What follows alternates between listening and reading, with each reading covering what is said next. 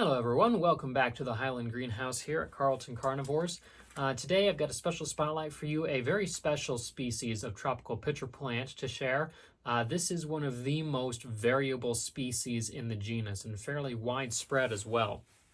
There's kind of a size and color form available for just about anyone out there, and that is Nepenthes maxima.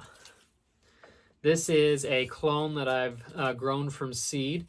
It comes from Palu in kind of central North Sulawesi. And as you can see, quite an impressive plant just right here as is. But this is not considered a very large form of this species and kind of median even in coloration as well, although it is certainly one of the most impressive out of this group of plants. I actually have two of the same locality here to share with you guys out of four, and I'll probably show a few of the others later on in the video. But these are siblings, and yet they look quite different. That one had stripes and was a little taller, more slender. This one has a solid peristome and is a lot more densely mottled. But we'll get to the variation of that in a little bit. Now, this is a species that is found in Sulawesi, the Maluku Islands, and Papua New Guinea. And within those places, it is found from roughly 600 to over 2,600 meters in elevation. So roughly about 1,800 feet or so to over 9,000 feet almost in elevation. So a huge range of altitudes that this species grows at. And because of that, it is extremely tolerant of a wide variety of environmental conditions. So they are considered generally a highland plant, and so will tend to do a little bit better in cooler conditions overall. But they are quite tolerant also of fairly warm conditions because of those lower elevation populations. This may vary a little bit based on the exact population these plants come from, but overall the species is quite tolerant of a wide range of conditions. They're also quite tolerant of different soil types as well, because they will grow terrestrially in kind of open forest areas, or they will also grow epiphytically on moss pads and stuff on the sides of trees or on horizontal branches and such. So these guys are quite tolerant of a whole range of different soil environments. And this wide range of habitats that they occur in, from open savannas to kind of forest clearings to even within relatively dense rainforest in those epiphytic populations, also means this species has become quite variable in its appearances. Now, the standard plant is a pretty large plant. Now here, this is one plant that we have one vine right here that's growing up, and then another one over here, and that big huge vine there, which is about 7 feet long right now, is quite small as far as this species can go. The vines can grow in some varieties to almost 60 feet in length with a relatively thin stem, usually no more than about a centimeter, so around a ½ inch or so in diameter. And they have large, very distinctly petiolate, oblong to kind of ovate leaves. So the base of the petiole kind of comes in and clasps around the side of the stem, and actually the sides of the wings actually runs down the stem a little bit, especially as it starts to grow up into the vine, which you can kind of see in here. We'll show a little bit better in closer up. The actual sides of the leaf go way down the internode of the vine. And then it opens out into this broad ovate lamina that is usually quite blunt at the tip. Now that's with lower leaves. Upper leaves may actually be a lot thinner and come to more of a more slender, gradually tapering tip than the lower leaves do, which are usually much more broad. They can be almost round in some cases and ovate. Those leaves also can be quite variable in that some varieties are fairly simple, straight-leaved.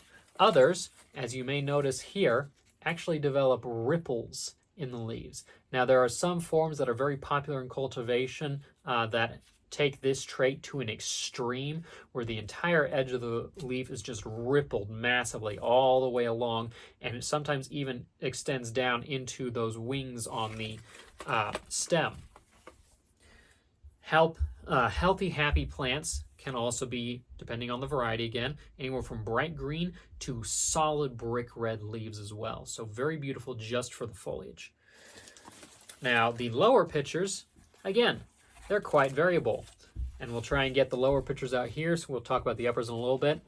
They are generally, they can grow up to a foot tall in some cases. Some forms may actually only get maybe an inch or two, a couple inches tall. Those were tried to be described as a separate species, Nepenthes minima, but it's kind of controversial. There are many taxonomists who think that it's not distinct enough from typical maxima to actually be separated into its own species, because size is basically the only difference between the standard and the miniature forms. All other traits are just as variable in both. But generally, these pitchers tend to be relatively slender and usually more or less cylindrical, maybe slightly ovate in the base. Sometimes they'll have a narrowing right around the hip before they expand up to the mouth. But generally, it's a slender cylindrical form with distinctive, thin but heavily fringed wings that run up the front to a peristome that may be simple and cylindrical around a mouth that slants up heavily and then kind of curves forward in most forms in this tall neck. But it may be relatively small and cylindrical, or it might be a variety that is really, really broad, flared, heavily crenellated along the edges. And then the colors, of course, are wildly variable. You have some that are like this plant, kind of median, kind of green or cream in the background, maybe reddish, mottled with red blotches. The peristome starts out fairly pale, kind of yellowish with red stripes. This one ages to this kind of rich, rusty red coloration, but there are so many variations in that it's kind of hard to describe them all. I will show some photos here of some of the other varieties that I have in this greenhouse. Just among the siblings here, we have that guy with the stripes. We have the one that has the slightly heavier mottling and the solid non-striped peristome. I have one variety that has no mottling at all, but has a blushed peristome. Another one that is slightly striped, but with more of a light background color on the side of the pitchers. I have a heavily mottled and wavy-leaved form that has very strong striping on a very tall, slender peristome. And another one that is extremely deep, rich, like reddish purple colored on the mature peristomes of its plants. So this is a species that basically comes in just about every color variety imaginable. If you can think of a mix, it probably exists in this species, honestly. Now, as this species transitions from lowers to uppers, you can see this one's kind of an intermediate transition here. It's still got the wings. It's still got a little bit of mottling that's visible. But full true uppers tend to be a lot paler than the lowers. Although, again, this variable species, that can be different with every single individual plant. Some of them might be the exact same coloration as the lowers. Others might completely lose their coloration overall altogether. So on that striped variety, though, we get pitchers that are roughly the same size as the lowers. They will grow up to around a foot tall in the biggest forms, and they tend to be very slender and funnel-shaped, at least in the lower half. Some varieties, they become more cylindrical in the upper half. Other varieties actually just continue to be broadly, gently funnel-shaped all the way up. They lose their wings most of the time, although sometimes some will retain remnants right along the front. And the peristome generally becomes a lot more slender and more rounded as opposed to flared in these upper pitchers. Although, again, that varies quite a bit. Generally, you will see the mouth doesn't slope as much in all forms. It will usually still slope in most of them, but some of them become a little bit more flattened with a neck that raises up in the back. but it's a very distinctive trait of this species that it will either have cylindrical pitchers or gradually funnel-shaped pitchers from bottom to top all the way through, as opposed to its close relative, Nepenthes imae, which has kind of wine glass shaped pitchers. It's got that general kind of funnel shape maxima look, and lower pitchers can be very, very similar to maxima, although they're usually a little bit fatter and more kind of oval shaped all the way around. But that species goes from very thin, almost tubular base to a sudden broad widening in the upper half of the pitcher, as opposed to the gradual widening or cylindrical shape of these guys. Now again, coloration, about as variable as it can be. There are some forms that I have in here that are entirely green. This guy here that has the solid, deep, lower pitchers, its upper pitchers are, in fact, almost entirely green. They get a little bit of a blush in the peristome, but otherwise they are completely patternless. I have one other variety that doesn't even get a blush in the peristome. Instead, it just stays pure bright green. But of course, this varies a lot. Some of them may retain a lot of heavy stripes, like this one does. A lot of nice striping and modeling even on the inside of the pitcher still. But again, coloration can vary all across just about every spectrum you can imagine with this species. Now, with these guys, again, because they're so variable and they grow in so many different places, that makes them a really, really good species for beginners to try growing, because this is a plant that you can probably abuse quite a bit and it'll still be able to tolerate growing and living on. Now, preferably, these guys tend to like most Nepenthes, a fairly open, aerated soil. So the 1-to-1 long fiber sphagnum and perlite, or in my case, sphagnum, perlite, and coconut chips.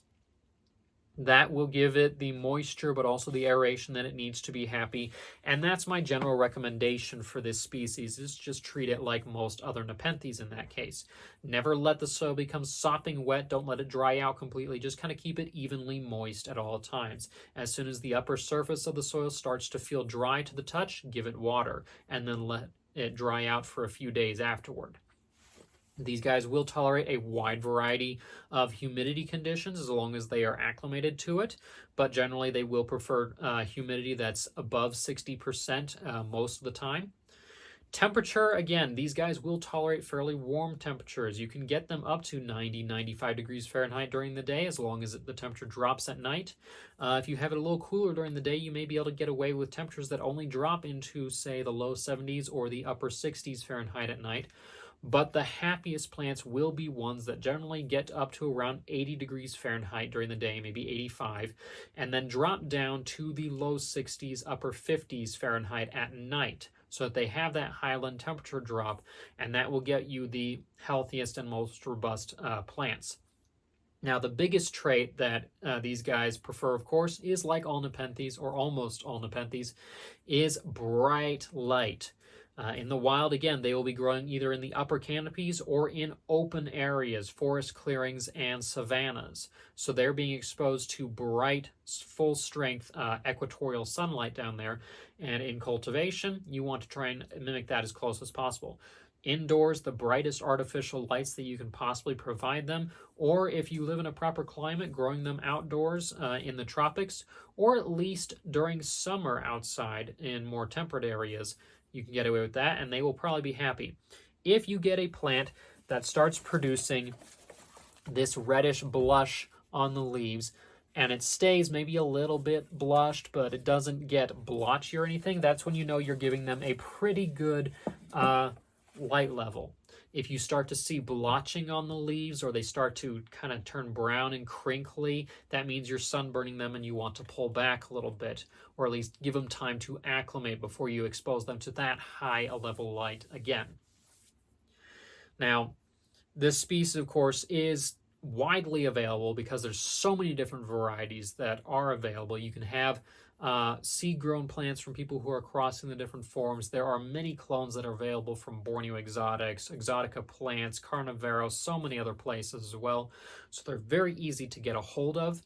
And if you get more than one plant and you can get them up to flowering, which with these guys, they are equatorial, but they will still experience like monsoonal seasons. So a slightly cooler rainy season and a slightly warmer, slightly drier season in some cases. You may need to do something like that to help trigger them into blooming. But if you can get that, you need a male and a female plant at the same time and cross them together. The female, of course, will have little pods on their flowers with the stigma at the end. You pollinate that, and those pods will grow out into seed pods that break open, and then the little filamentous seeds get sown on a seed surface or soil surface and then kept moist, and they will usually sprout anywhere between 2 weeks and up to 6-8 months later. More highland forms tend to take a lot longer to germinate as well for some reason. But getting a hold of these plants is not that difficult. Most forms are luckily easily produced in cultivation and readily available, so this is not a species that is really at threat of being poached too much, and is not a plant where you're likely to find poached plants in cultivation, because the properly in vitro grown or just generally horticulturally grown plants are numerous enough and easy enough that they kind of swamp out any need for people or any interest for people to go out and collect them from the wild. So it's a safe species to get a hold of as well. And generally you will find there'll be a cost of maybe young seed-grown plants might be around $20 to $25. Bigger plants may go up to $40, $60, and some of the more sought-after forms maybe up to $80 a piece. But overall, relatively inexpensive as far as Nepenthes go. Now, if you have a variety that is particularly unique, make sure to grow it as best as you can and propagate it whenever you can. Propagation is fairly easy with this species, especially once it gets into the climbing stage like this, because it's got so much space between the internodes. You can just simply snip between each of those leaf internodes, or maybe every 2 or 3 leaf internodes, stick the cut end into moist moss, and wait a couple months, and they will usually sprout new roots and grow on. And you can introduce maybe your new clone, or once you've just got a big enough plant and you want to make some money off of it, snip it back and root and sell those. Usually they're pretty good at producing new basils once the vines have gotten to a couple feet in length. If you bend the vines down below the pot surface level, you can also induce the basils to actually develop. So that's another way to help kind of propagate these guys. Now, that's about all that I have available for this species right now. Again, very variable plant. If there's questions about certain forms or varieties that you have, if there's something else that I have missed, questions you have, make sure to leave them in the comments below the video here. Certainly, if you'd like to learn more about the plants and animals and such that I work with, you can always find me on social media, Instagram, Facebook, TikTok, etc. I'm always posting videos and photo tidbits there. You can subscribe to this channel, of course. Don't miss what's coming up. I will be doing more plant spotlights, as well as the usual wildlife videos that usually come out weekly. So if you want to follow along and see what's going on, make sure to subscribe to the channel and turn on all notifications for those. If you would like to help support this channel, certainly simply subscribing does help a lot. But you can also support in a more monetary fashion by going to my website, carltoncarnivores.com, where you can access the blog and database for more information there, but you can also buy the plants or merchandise and such that I have available in my shop. You can also become a Patreon member, where you get early access to these videos and access to the monthly seed contest that I do, offering things that you probably might not see in my shop. Or you can do one-time donations there or at coffee.com.